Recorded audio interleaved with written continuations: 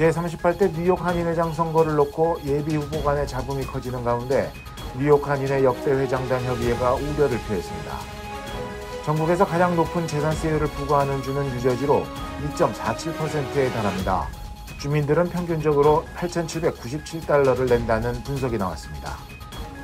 메트로폴리탄 교통공사가 맨하탄 교통혼잡세 시행 시기를 오는 2024년 2분기로 또다시 연기했습니다.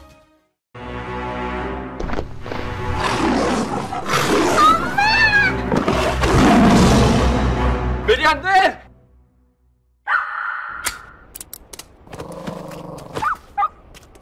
패티켓 지키셔야죠. 우리에게는 순한데 주인에겐 순해도 타인에겐 사나울 수 있습니다. 그래서 반려인의 패티켓 알려드릴게요. 반려견과 외출 시 목줄을 꼭 착용해주세요. 배설물은 반드시 수거해주시고 반려동물 등록도 잊지 마세요. 하나 더, 일반인도 패티켓 지키셔야죠. 예쁘다고 함부로 만지지 마세요. 쉿, 반려견 앞에서 큰 소리를 내거나 갑자기 달려오면 놀랄 수 있어요. 모두를 위한 패티켓, 행복한 동행을 위한 기본입니다.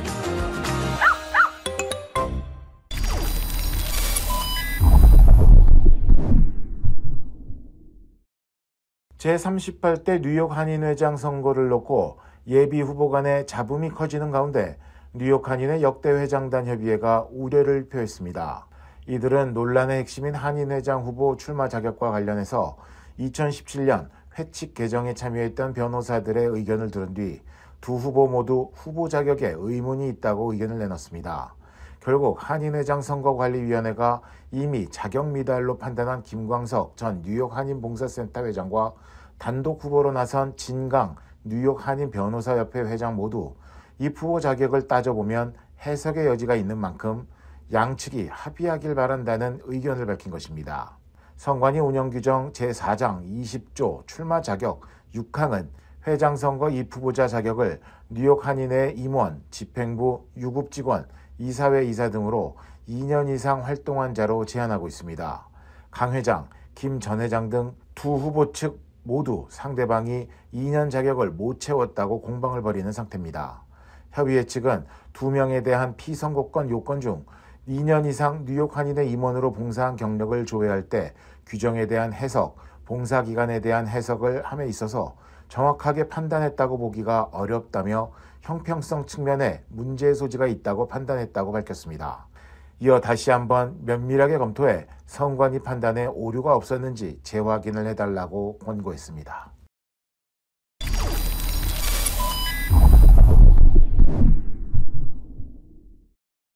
동남부 5개 주의 재산세율이 전국에서 가장 낮은 편인 것으로 집계됐습니다.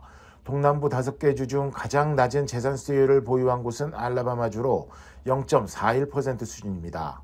알라바마의 주택 중간값이 15만 7,100달러라는 것을 감안하면 평균적으로 약 646달러의 재산세를 부담한다고 집계됩니다.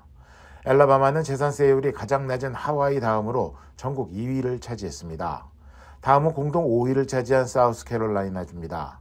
사우스캐롤라이나의 재산세율은 0.56%로 주택 중간값이 18만 1,800달러라고 계산했을 때 평균 재산세는 1,024달러가 됩니다.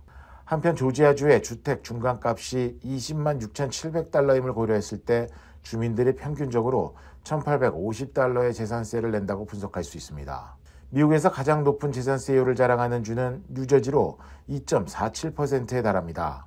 주택 중간값이 35만 5,700달러로 계산했을 때 주민들은 평균적으로 8,797달러를 낸다는 것입니다.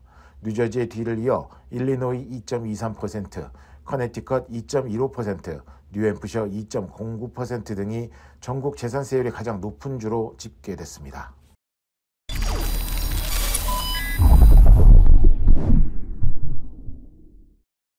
메트로폴리탄 교통공사가 맨하탄 교통혼잡세 시행 시기를 오는 2024년 2분기로 또다시 연기했습니다. 뉴욕 맨하탄 교통혼잡세 시행 시기 연기는 처음이 아닙니다. 당초 MTA는 지난 2019년 주의회에서 혼잡세 시행 법안이 통과되면 2021년 초부터 도입을 예정했습니다. 하지만 도널드 트럼프 전 행정부가 혼잡세에 반대하면서 일정이 연기된 바 있습니다. MTA는 지난해 8월 교통혼잡세의 환경평가 보고서를 공개한 바 있으며 MTA의 환경평가 보고서에는 맨하탄 중심가 교통 정체를 줄이고 뉴욕시 대중교통 개선 등을 위한 연간 10억 달러 기금 조성 등을 위해 혼잡세 징수가 필요하다는 의견이 담겼습니다. 그러나 맨하탄 교통혼잡세 반대 여론도 상당합니다. 특히 조시 갓하이머 연방하원 의원을 중심으로 맨하탄 교통혼잡세 대상에서 뉴욕시 외곽지역 교량을 통과한 운전자를 제외하지 않을 경우 MTA의 연방정부 지원금 지급을 중단하는 내용의 법안이 연방하원에 상정된 상태입니다. 더욱이 갓하이머 의원은 지난 23일 뉴저지 포트리의 조지 워싱턴 브릿지 인근에서 기자회견을 열고 맨하탄 교통혼잡세가 허드슨간을 연결하는 다리와 터널 통행료 인상을 가져오는 악영향을 초래할 것이라고 경고했습니다.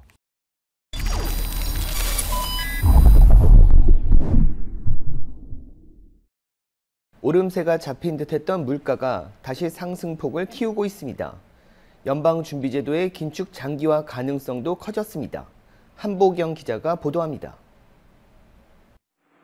미국의 지난달 PCE, 즉 개인 소비지출 물가지수가 1년 전에 비해 5.4%가 상승했습니다.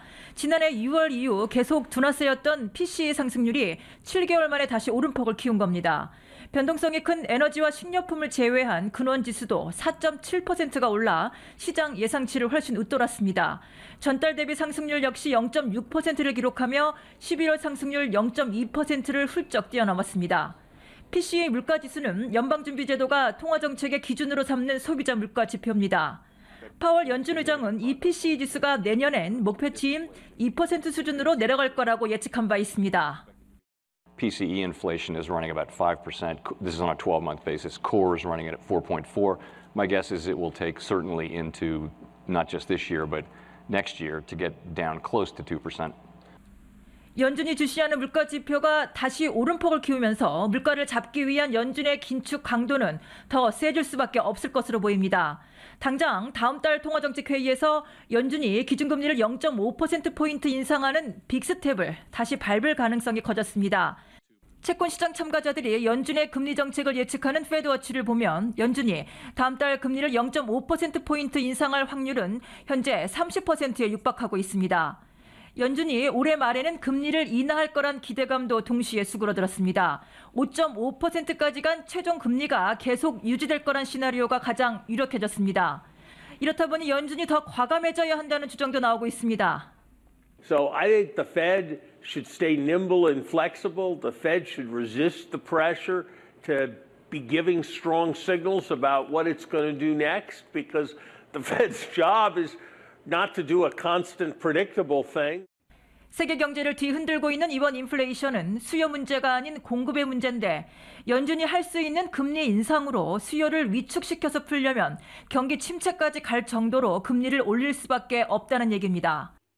1년이 됐지만 러시아발 우크라이나 전쟁의 끝이 잘 보이지 않는 만큼 세계 각국의 물가와의 전쟁도 끝이 잘 보이지 않습니다. 경기 침체보다 더 고통스러운 게 고물가라면 어떻게 해서든 끌어내려야 하는데 중앙은행이 쓸 수 있는 도구는 사실상 금리밖에 없습니다. 뉴욕에서 KBS 뉴스 한보경입니다. 뉴욕 롱아일랜드 대학병원에서 신생아 학대 정황이 드러나 해당 간호사가 해고 조치되는 사건이 발생했습니다. 뉴욕 롱아일랜드에 위치한 굿사마리탄 병원에서 신생아 학대 사건이 발생해 경찰과 주 보건국이 조사에 착수했습니다.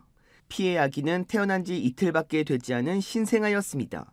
태어나자마자 항생제 치료를 받게 된 니코는 신생아 집중치료실에서 치료를 받고 있었습니다. 아기를 보려고 아기의 아빠가 병원을 찾았을 때 간호사는 아기에게 억지로 분유를 먹이려고 하고 있었고 아기가 울자 누워있던 아기를 들어 얼굴을 바닥으로 향하도록 몸을 뒤집은 채 신생아 침대에 던지듯 거칠게 내려놓았습니다. I don't know, it just broke me. I didn't know what to do. I told her, I'm like, I don't want you to touch my child. Like, you just slammed him. And then she was like, oh, no, if you think I mishandled him or anything, I'm sorry. 신생아 집중치료실 내에는 감시 카메라가 설치돼 있지 않았는데 아기 아빠가 커튼 틈새로 이를 목격하고 촬영을 하면서 해당 사건이 공개됐습니다. 굿사마리탄 병원 측은 즉시 해당 간호사를 해고 조치하면서 해당 병원은 환자들의 안전과 건강을 최우선으로 생각한다고 강조했습니다. 현재 서포 카운티 경찰서와 뉴욕주 보건국이 해당 사건에 대한 조사에 착수했으며 수사 결과가 나오는 대로 결과를 발표할 것이라고 전했습니다. LA 한인타운 한복판에서 총격 사건이 발생해 남성 1명이 숨졌습니다. 타운 인근 실버레이크에서는 비비건을 들고 있던 여성이 경찰에 의해 사살됐습니다. LA 경찰국은 어제 오후 7시 LA 한인타운 버먼트와 유가 인근 주차장에서 한 남성이 총상을 입고 숨졌다고 밝혔습니다. 경찰은 숨진 남성은 60대 흑인 남성으로 현장에서 흑인 남성 용의자가 도주했다고 설명했습니다. 경찰은 도주한 용의자의 신원 정보를 파악하기 위해 이번 사건을 목격하거나 관련 정보가 있다면 즉시 신고해 줄 것을 당부했습니다. 이에 앞서 지난 수요일 저녁 LA 한인타운 인근 실버레이크 인근 노숙자 텐트촌에서 한 30대 여성이 총으로 무장한 채 행인들에게 위협을 하고 있다는 신고가 접수됐습니다. 현장에 경찰이 출동했을 때 이 여성은 총을 겨누었고 경찰이 대응 사격해 사살했습니다. 조사 결과 이 여성의 총은 실제 권총이 아닌 장난감 비비건으로 확인됐습니다. 경찰은 다른 부상자는 없다면서 숨진 여성이 사람들을 위협한 경위를 조사하고 있다고 밝혔습니다.